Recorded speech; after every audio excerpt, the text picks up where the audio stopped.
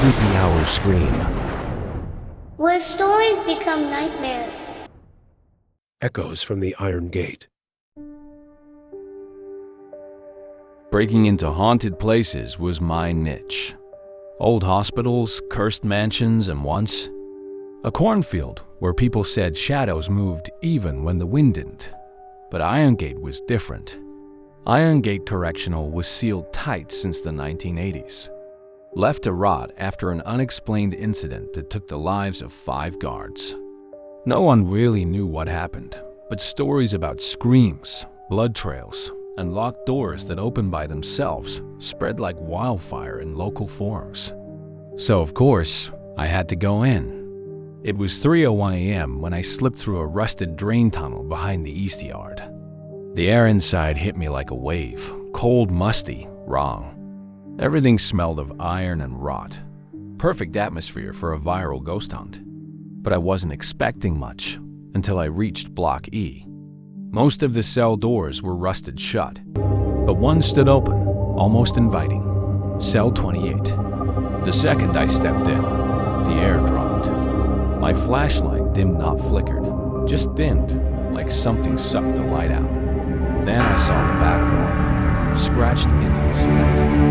Clint Rivers, my name. I froze. My hands were shaking so bad I nearly dropped the camera. I hadn't told anyone I was coming. No social posts, no texts. This wasn't a prank. It couldn't be. Suddenly, the cell door slammed shut behind me, hard. I spun around, flashlight flicking, nobody was there. But then I heard it breathing, not mine, heavy, wet, slow. Coming from the top bunk, I pointed the light up and saw him. Pale skin, blood-crusted uniform, eyes like smoke-filled glass. He sat hunched forward, whispering something over and over. You came back. I tried to back away, but the cell was small. The walls felt like they were closing in. I forced my voice to work. Who are you? He didn't look at me, just grinned. You don't remember? Not yet. Suddenly, the walls began to shimmer.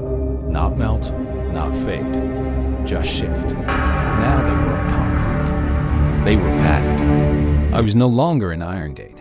I was in a hospital room. The kind with no windows, no clocks, and one security camera blinking red above the door. The man stood now, slowly. They told you this place was a prison, he said. But it was always more than that. I turned to run, the door burst open. And what I saw outside wasn't a hallway. It was a mirror, but not my reflection. It showed him, wearing my face.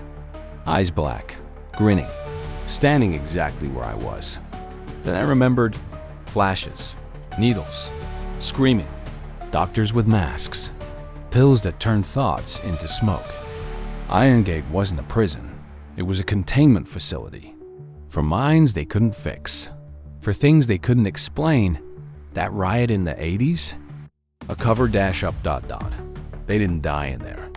They escaped. Or maybe they changed. I ran down the corridor. Each door I passed showed a different version of me. Screaming, laughing, covered in blood. Sitting in a cell, whispering, you came back. Over and over and over. And then I woke up, back in my car. Just outside the tunnel entrance, camera in my lap. Clock on the dashboard reading 3:38 a.m. I thought I imagined it, until I looked at my arm. A fresh patient band. Name, Clint Rivers. ID, patient 28E. And when I reviewed the footage, all static. Except for the last few seconds, a flash of a padded room and a voice. Welcome home.